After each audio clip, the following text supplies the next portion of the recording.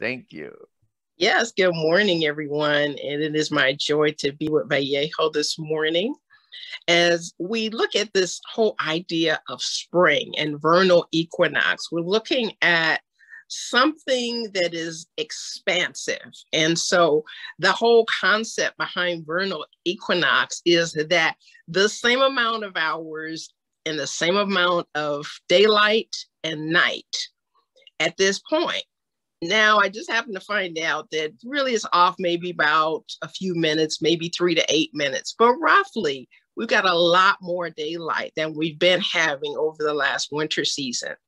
And that's not all that that means.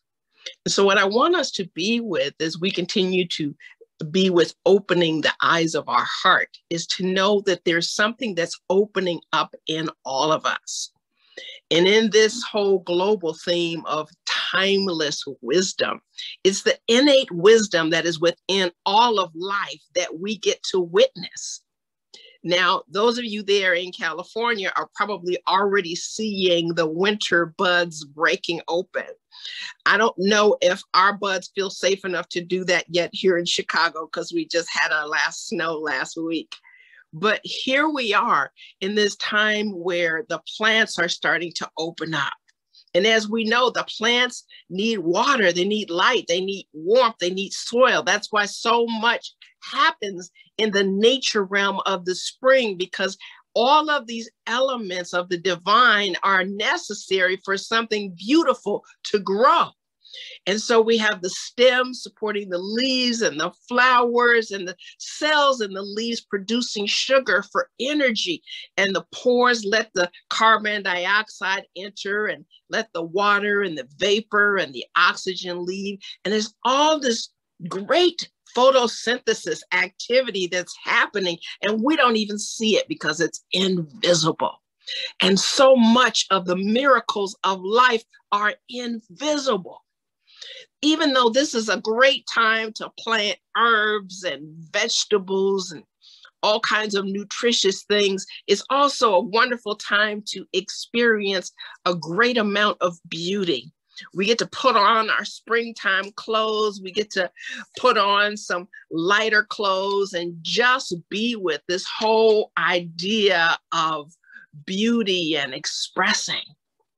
And so what I know is that this is happening all throughout time. This has been happening from ancient times to now, from the time of creation until now. And so what I know is that the science of mind tells us that the children of wisdom look to the inner for justification. That's what Ernest Holmes tells us in The Science of Mind. And we look too far off for miracles when they're happening right inside of us all the time. So wisdom is timeless. It's been intrinsic since before there was any life form. There was this energy of wisdom, that Sophia, that divine feminine that we're celebrating and exalting, particularly during this Women's History Month. For there's so much about women's history that we're still uncovering and still are awakening to, right? And so wisdom is conscious of herself only, though she may dress in many garments, right? She may even show up through men. But what we know about the divine feminine is that she is a co-creator of all that is. And then some say that there is a goddess that really didn't need a male version of itself. But there is a lot of her to know more about. And so what we're knowing is that in this whole idea of wisdom, we can look at the Kabbalah, for example, and think of Chokmah, right? That's the expression of wisdom. And that when you look at the Kabbalah tree, for example, you'll see Chokmah is like a shoulder of Keter, which is the divine mind, right? And Binah is the understanding. And so together, wisdom and understanding support the energy of the divine, which creates a knowledge base. And so what I know with the science of mind is that we are becoming more and more conscious of spirit, not necessarily from all that we see outside of us, although that's apparent too, but that which we're able to grasp from within us. You know, I think that perception, and those are the ideas that we come up with ourselves, are just a bypass that thinks that it can function without the impress of spirit. We have all these opinions about people, about people's politics, about people's race, about people's gender, about people's sexuality. We have all of these perceptions which have nothing to do with wisdom and nothing to do with truth. And the thing is, those things have tended to not only separate us, but have also created a suppression. And women have been suppressed, even though, you know, in Jesus' time, he also enjoyed the company of women as much as he did the company of men. And, you know, a lot of them had issue with that, especially Peter, right? But by the 1st century AD, women were emancipated socially and politically and legally, right? But by the 2nd century, men were complaining about women being aggressive in discussions of literature and mathematics and philosophy, and they ridiculed them for writing. Imagine that. Imagine that perhaps Karen was living at that time and she couldn't exercise her mathematical prowess, or maybe Emily couldn't be the cheerleader that she wanted to be because she was being suppressed, and maybe she couldn't play tennis the way she wanted to, and she certainly wouldn't have been able to protest against racial equality. And I think about, you know, all of these wonderful people like Catherine, who did recreation therapy and has this wonderful intuition and this powerful mind. This has been true for all women throughout time. But still, we have this masculine energy, and this is not male bashing, but we have this masculine energy that is somehow intimidated by this. I'm a member of the Screen Actors Guild, and part of my duties this month is to vote on the different movies and television shows, and many of them I hadn't seen. I didn't even realize that these shows were on in this whole pandemic time. But one of them was called Mrs. America, and it was the story of Phyllis Schlafly. And wow, was she an interesting woman, because she was against the Equal Rights Amendment and fought against it for many years, although she was really working and encouraging other women who were working not to work, to stay in the home and just be happy to be homemakers. And there was such a struggle for so long, particularly in the early 70s. And during this time, you know, women were still being active and teaching and sharing their genius and giving birth to children, and some wanting to have the choice of whether or not to have children, and men continuing to think that they could govern women's choices about their bodies. And so all of this time, ever since this 2nd century Christian kind of suppression happened, there's been this struggle against, you know, women being able to be the miraculous beings that they were created to be, just as men were created to be these miraculous beings, right? And so all of this time, the men were opposed to these women being fully realized, fully expressed. In fact, Timothy wrote that women should learn in silence with all submissiveness. My God, right? Learn in silence. Could you imagine if we couldn't hear from people like Alex, you know, who had all of these wonderful stories to share, right? So we've got Clement, the Bishop of Rome, who wrote to Corinth saying that women are to remain in the rule of subjection to their husbands. Wow. Who could get away with saying that today? Although I'm trying to remember the name. She had a couple of groups. One was Stop the ERA, but she had another group that was really trying to stop women from being fully realized. And so that was just interesting to me because I was looking at this whole thing, and like gradually there was like 35 of the 38 United States who were about to pass the Equal Rights Amendment, right? And so, and it happened that Nevada, agreed in 2017, and then Illinois agreed in 2018, and then Virginia, agreed.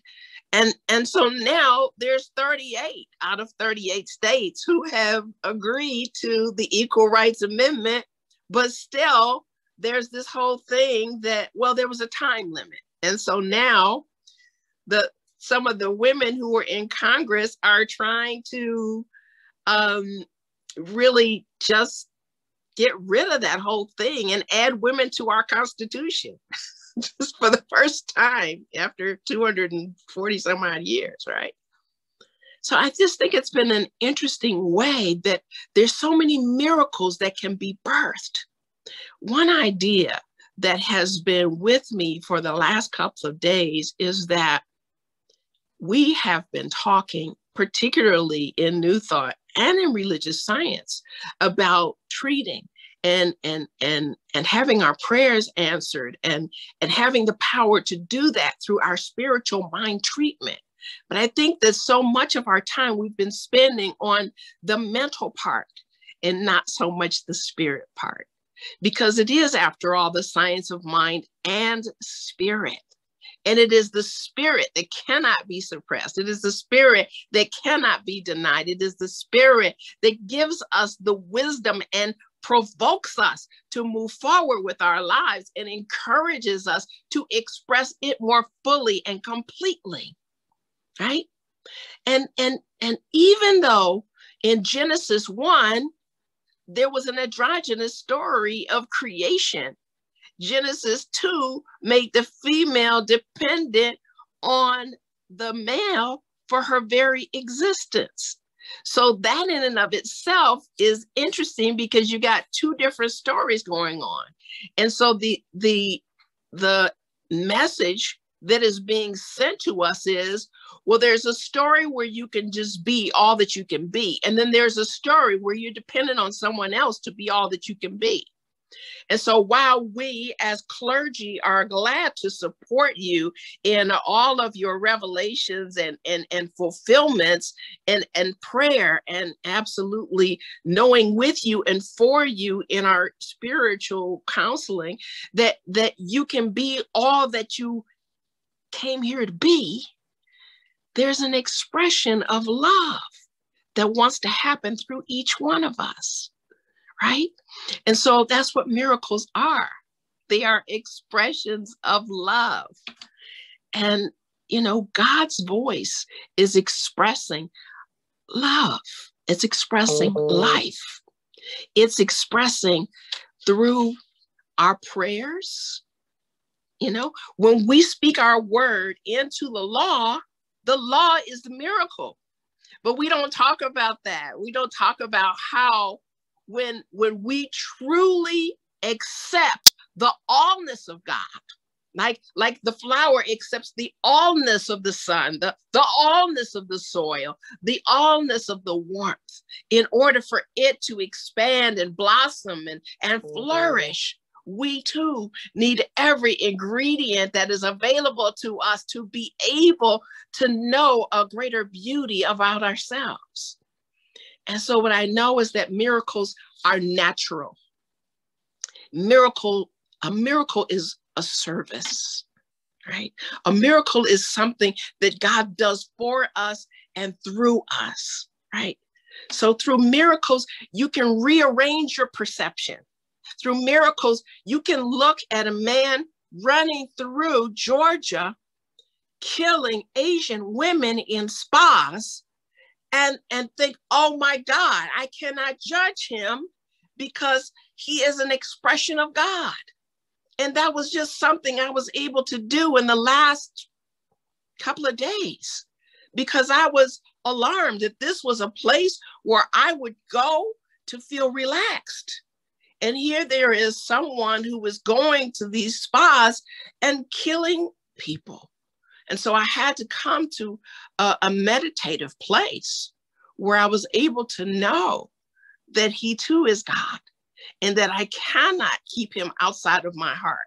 Because anytime I keep anyone outside of my heart, anytime I judge someone as not being worthy of being in heaven, anytime I judge somebody of not being valuable in this thing called life as an expression of God, then I am doing a disservice to myself. For I am now believing that there's something other than God, right? And so what I'm knowing is that miracles can help us to see things so much differently, that we can't afford to separate in any way each other. Because when we do so, we're out of oneness. And miracles are what help us to know that we're one in God. Miracles are part of the forgiveness that leads to at one-ment, right? That's absolutely miraculous, because I would be absolutely comfortable staying in my judgment rather than embracing at one-ment if I weren't so committed to oneness, right? And so a miracle is a universal blessing through me to all. A miracle is a universal blessing through you to all. So when I am in recognition, and I have to be recognizing something before I can realize anything. But when I am in recognition, I am allowing myself to know the allness and the magnificence and the love of God. And when I accept that as my truth, as my essence, as my substance, I can't help but to realize it in my life.